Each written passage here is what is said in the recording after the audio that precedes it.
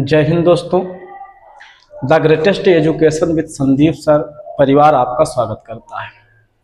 आज हम लोग कक्षा 10 की जो विज्ञान है जिसको 3 भाग में बांट के पढ़ा जाता है, जैसे रसायन विज्ञान, भौतिक विज्ञान और जीव विज्ञान। इसकी फर्स्ट यूनिट जो आपकी रसायन विज्ञान वाली है उसके बारे में हम लोग चर्चा करना शुरू करते हैं। कोशिश करिएगा कि आप लगातार क्लासों के साथ जुड़े रहिए ताकि हम आपकी बोर्ड परीक्षा को बेहतर करवाने का प्रयास करें, क्योंकि आपकी सफलता ही मेरी पहचान होगी। अगर आप सफल होंगे तभी हमारी पहचान आपके आधार पर बेहतर हो पाएगी। तो अगर रसायन विज्ञान के पहले चैप्टर की बात करते हैं जिसका नाम है रासायनिक अभिक्रिया। सबसे पहले तो हम आपको बताना चाहेंगे कि रासायनिक अभिक्रिया जो लेसन है वो रसायन विज्ञान का एक पार्ट है, छोटा सा। तो समझना यह है कि रसायन विज्ञान जो है, इस रसायन विज्ञान को सभी विज्ञान का विज्ञान कहा जाता है, क्योंकि रसायन विज्ञान एक ऐसा विज्ञान है जिसमें आप भौतिक विज्ञान भी पढ़ते हैं, रसायन विज्ञान तो पढ़ते ही हैं, साथ में जीव विज्ञान भी पढ़ते हैं, क्योंकि डीएनए वगैरह सब कुछ, एटीपी वगैरह सब कुछ इनके अंदर रासायनिक क्रियाएं होती हैं, इसलिए रसायन विज्ञान भी आप उसमें पढ़ते हैं, जीव विज्ञान भी पढ़ते हैं। अभी किण्वन की बात करी जाए तो आप रसायन विज्ञान में भी पढ़ेंगे, सेल की बात करी जाए रसायन विज्ञान में, अभी इलेक्ट्रॉन प्रोटॉन की बात भौतिक में भी करेंगे। इसलिए जो रसायन विज्ञान है इसे विज्ञान का विज्ञान भी कहा जाता है। रसायन विज्ञान के जो जनक हैं वो लैवासियो को कहा जाता है। इसको बोल सकते हैं कि फादर ऑफ केमिस्ट्री जो है वो हमारे लैवासियो जी हैं। अगर इसी में हम बात करते हैं, जो आपका रासायनिक अभिक्रिया लेसन है, ये कार्बनिक रसायन का भाग है। तो कार्बनिक रसायन के जनक जो हैं उनको ओहलर को कहा जाता है, क्योंकि सबसे पहला जो अभिकारक बोल सकते या यौगिक बोल सकते हैं वो यूरिया है, जिसको ओहलर ने सबसे पहले प्रयोगशाला में बनाया था। इसलिए कार्बनिक रसायन का जनक ओहलर को कहा जाता है। ये पेपर में आपको कई बार पूछा गया है कि सबसे पहला यौगिक कौन सा कार्बनिक यौगिक है जो प्रयोगशाला में बनाया गया। तो हमारा यूरिया जो है हमारा सबसे पहला यौगिक है जो प्रयोगशाला में बनाया गया, NH2CONH2। ये आपका सबसे पहला प्रयोगशाला में बनाया गया कार्बनिक यौगिक है। इसको ओहलर ने बनाया था, इसलिए कार्बनिक रसायन का जनक ओहलर को कहा जाता है। अब हम कक्षा 10 के चैप्टर की तरफ बढ़ते हैं जिसका नाम है रासायनिक अभिक्रिया। अगर हम बात करते हैं कि रासायनिक अभिक्रिया कहा किसको जाता है, तो सिंपल सा है रासायनिक अभिक्रिया किसको कहते हैं। हम अगर बात करेंगे तो वह अभिक्रिया होती है जिसमें नए गुणधर्म वाले रासायनिक पदार्थ बनते हैं।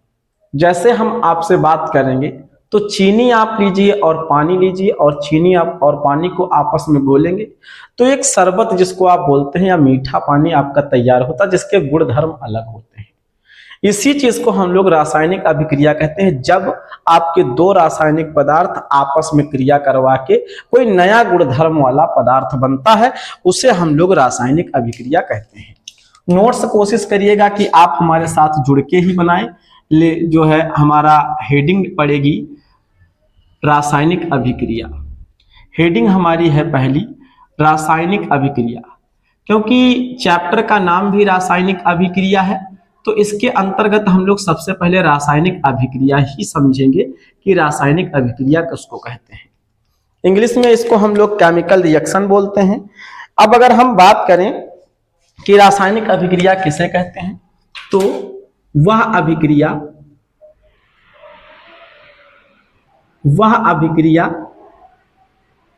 जिसमें नए गुणधर्मों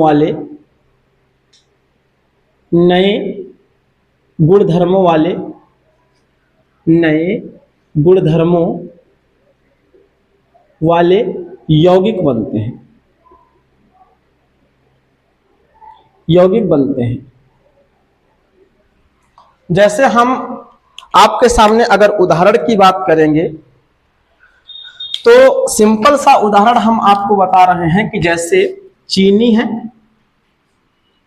और प्लस पानी है, चीनी और पानी को घोलते हैं तो आपका शरबत बनता है। ये आपका साधारण बोलचाल में आप अपने जीवन में इस चीज को देख सकते हैं, करके देख सकते हैं। जब चीनी और पानी आप आपस में घोलेंगे तो शरबत बनता है। अब आप बोलेंगे कि सर जो चीनी और पानी ले रहे हैं ये क्या है, और जो शरबत बन रहा है ये क्या है? तो इनके अपने अलग नाम होते हैं। जैसे चीनी और पानी दोनों को हम लोग अभिकारक कहते हैं, अभिकारक कहते हैं। और जो शरबत बना है उसे हम लोग उत्पाद कहते हैं। इसको रिएक्टेंट और ये प्रोडक्ट है। अब ये अभिकारक है क्या और उत्पाद है क्या, समझिए। अगर हम लोग बोलें कि अभिकारक क्या है, अभिकारक क्या है, तो आप बोल सकते हैं अभिकारक वे पदार्थ हैं, अभिकारक वे पदार्थ हैं जो रासायनिक अभिक्रिया में भाग लेते हैं, जो रासायनिक अभिक्रिया में भाग लेते हैं, जो रासायनिक अभिक्रिया में भाग लेते हैं। अब आप अभिकारक समझ गए होंगे। रासायनिक अभिक्रिया करने के लिए जो यौगिक भाग लेंगे उन्हें हम लोग क्या बोलेंगे? अभिकारक बोलेंगे। जैसे चीनी पानी से आप शरबत बना रहे हैं तो वो अलग अभिकारक हो गए हैं। अगर आप मान लीजिए अभी हाइड्रोजन और ऑक्सीजन को मिला के जल बनाएंगे तो आपके ऑक्सीजन और हाइड्रोजन आपके अभिकारक कहे जाएंगे। ऐसे ही अगर मान लीजिए आप कार्बन ले रहे हैं, ऑक्सीजन ले रहे हैं और कार्बन डाइऑक्साइड गैस बना रहे हैं तो कार्बन और ऑक्सीजन आपका अभिकारक कहा जाएगा। कहने का हमारा तात्पर्य यह है कि जो पदार्थ रासायनिक अभिक्रिया को करने के लिए भाग लेते हैं उन्हें हम लोग अभिकारक कहते हैं। अगर हम उत्पाद की बात करते हैं तो उत्पाद क्या होते हैं? उत्पाद प्रोडक्ट क्या है? प्रोडक्ट वे हैं, वे पदार्थ जो अभिक्रिया के पश्चात प्राप्त होते हैं, अभिक्रिया के पश्चात प्राप्त होते हैं। उन्हें हम क्या कहेंगे भैया? उत्पाद कहेंगे। अभिक्रिया होने के पश्चात जो कंपाउंड आपको या जो यौगिक आपको मिलता है उसे हम लोग अभिकारक नहीं उत्पाद बोलते हैं, और जो अभिक्रिया में भाग लेते हैं उन्हें हम लोग उत्पाद बोलते हैं। कोशिश हमारी ये रहेगी कि एक बार क्लास देखने के बाद आपको याद करने की आवश्यकता नहीं, बस आप क्लास में लगातार जुड़े रहिएगा, याद रखिए। इस पर हम एक आपको एग्जाम्पल दे रहे हैं कि जैसे मैग्नीशियम Mg, या आप अभी जो है रासायनिक सूत्र ना याद रखिए, अभी आप सिंपल देखिए। Magnesium plus oxygen, magnesium plus oxygen gives out आपका मैग्नीशियम ऑक्साइड प्राप्त होता है, मैग्नीशियम ऑक्साइड। अब यहां पर देखिएगा, जो आपका मैग्नीशियम है और जो आपका ऑक्सीजन है इनको हम लोग अभिकारक बोलेंगे, और जो इसके क्रिया के पश्चात जो मैग्नीशियम ऑक्साइड बना है ये आपका उत्पाद हो जाएगा। एक नोट पॉइंट आप याद रखिएगा, नोट पॉइंट यह है, नोट पॉइंट यह है कि जरूरी नहीं है, यह आवश्यक नहीं है, यह आवश्यक नहीं है कि रासायनिक अभिक्रिया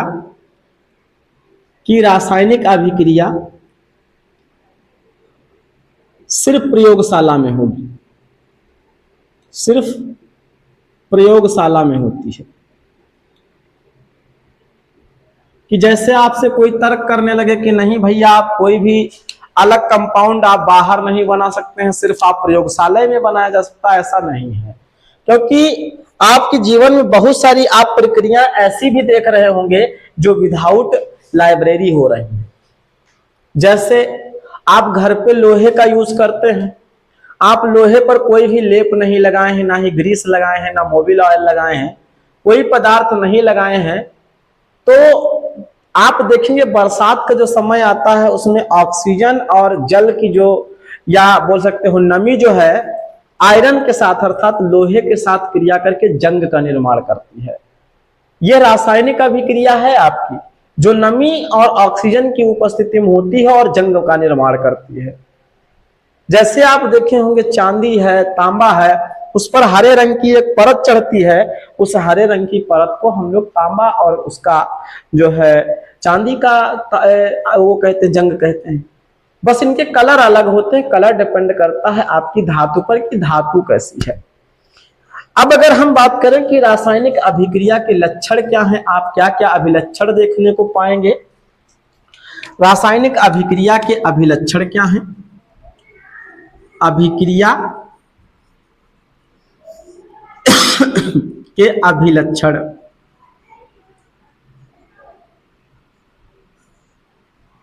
रासायनिक अभिक्रिया के अगर हम अभिलक्षण की बात करें तो रासायनिक अभिक्रिया के अभिलक्षण कहे जाते हैं कि जो रासायनिक अभिक्रिया के उपरांत जो आपके उत्पाद बनते हैं वो कुछ विशिष्ट परिवर्तन जो आप देखेंगे उत्पाद के अनुसार, तो कुछ विशिष्ट चीजों के आधार पर होता है। जैसे गैस का निकलना, जब रासायनिक अभिक्रिया होगी तो आपको गैस निकलती हुई दिखेगी, ये विशिष्ट आपको लक्षण देखने को मिलेंगे। इसी को बोलते हैं अभिक्रिया के अभिलक्षण, कि जो अभिकारक हैं उनका उत्पादों में रूपांतरण या परिवर्तन, अभिकारकों का उत्पादों में रूपांतरण कुछ विशिष्टताओं के कारण होता है, विशिष्टताओं से होता है। जैसे अगर हम बात करते हैं तो उदाहरण में आप देखेंगे गैस का निकलना,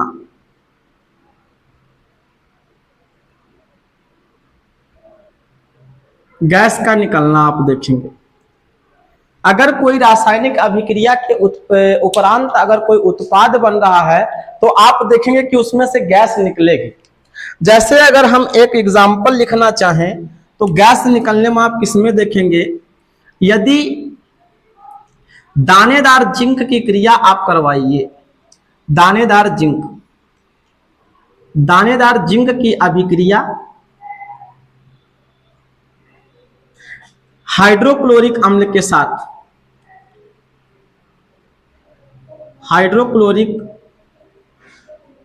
साथ कराने पर हाइड्रोजन गैस निकलती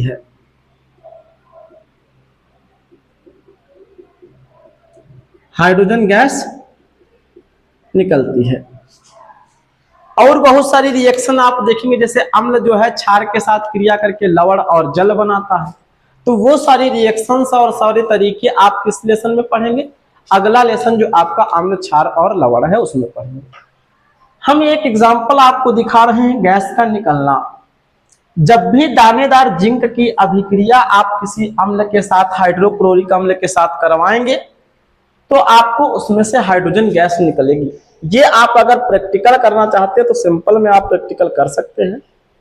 आप एक पचकी हुई बोतल लीजिएगा, पानी वाली आप बोतल लेते हैं ना, बिस्लेरी बोतल है, काइलिक बोतल है, बहुत सारी बोतल है, आप उसे पानी से खाली कर दीजिए और उसके बाद खाली पानी की बोतल को थोड़ा दबा दीजिए ताकि वो पचक जाए, और पचकने के बाद उसमें आप जिंक डाल दीजिए, जिंक के कुछ कण डाल दीजिए, और उसके बाद क्या करिएगा, आप उसमें थोड़ा सा हाइड्रोक्लोरिक अम्ल या आप कोई भी अम्ल डाल सकते, कोई दिक्कत नहीं, अम्ल डाल दीजिए और उस पर आप ढक्कन लगा दीजिए।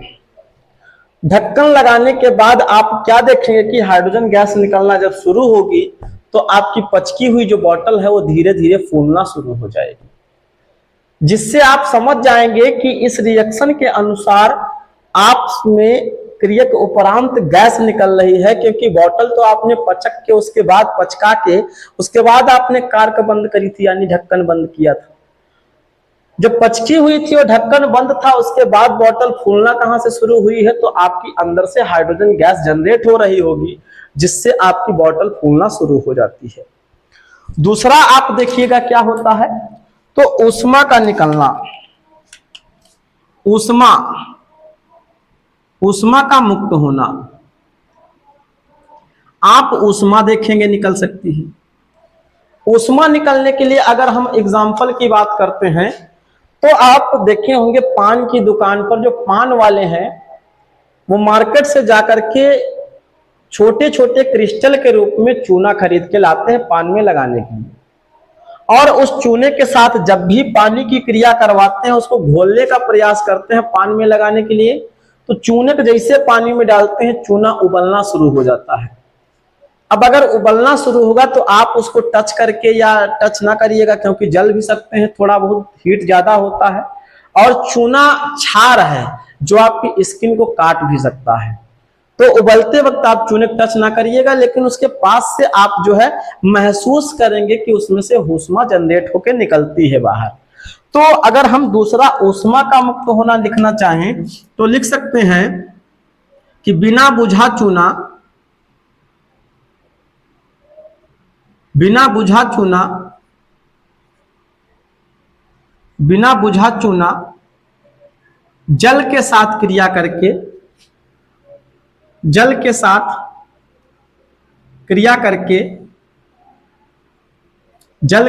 क्रिया करके ऊष्मा मुक्त करता है। ऊष्मा मुक्त करता है। तो ये आप सिंपल सा जान गए, क्योंकि आप ये साधारण बोलचाल में या साधारण चीजों में आप इसको करके देख चुके हैं कि ऊष्मा मुक्त होती है। अब अगर हम तीसरी बात करें तो रंग का बदलना या रंग अलग कलर का प्राप्त होना, कोई भी रासायनिक पदार्थ। साधारण चीजों में हम देखें तो रंग का परिवर्तन किस तरीके से आप देखते हैं। रंग का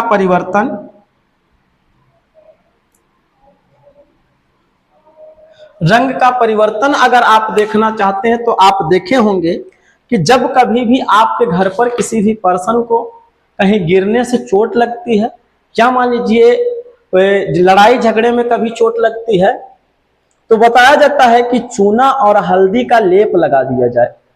तो आप देखे होंगे कि जब भी चूने को आप हल्दी के साथ रिएक्ट करवाते हैं, क्रिया करवाते हैं, तो रासायनिक अभिक्रिया के उपरांत चूने का सफेद रंग जो है वो लाल में परिवर्तित हो जाता है, आप देखे होंगे। तो ये किसके कारण होता है? रासायनिक अभिक्रिया के कारण। तो रंग में परिवर्तन क्या लिखेंगे कि चूने की अभिक्रिया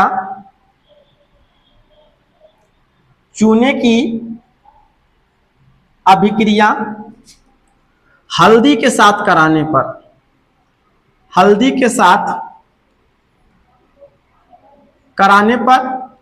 हल्दी का रंग लाल हो जाता है। हल्दी का रंग लाल हो जाता है। अब केवल हल्दी के रंग की बात आप यहां नहीं कर सकते हैं, क्योंकि आप सफेद चूना डाल रहे होते हैं, लेकिन चूने का भी तो रंग साथ में लाल होता है।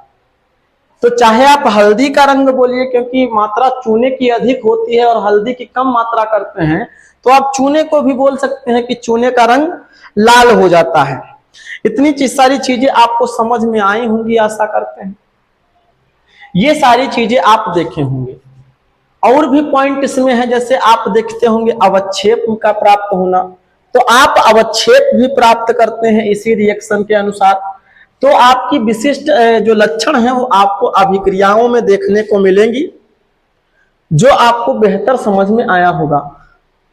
आप कोशिश करिएगा कि हमारे साथ जुड़े रहिए, ताकि हम नेक्स्ट वीडियो में आपको रासायनिक अभिक्रियाओं का संतुलन भी पढ़ा सके। क्योंकि बहुत बच्चे रासायनिक अभिक्रिया लिख तो लेंगे कि जल की अभिक्रिया या सोडियम हाइड्रोक्साइड की अभिक्रिया अम्ल के साथ कराने पर लवण तथा जल बनते हैं। वो लवण तथा जल बना तो देते हैं, लेकिन ये नहीं समझ पाते हैं कि अभिकारक कितने हैं और उत्पाद कितने बनेंगे। तो नेक्स्ट वीडियो में हम पढ़ेंगे कि अभिक्रिया को किस तरीके से बैलेंस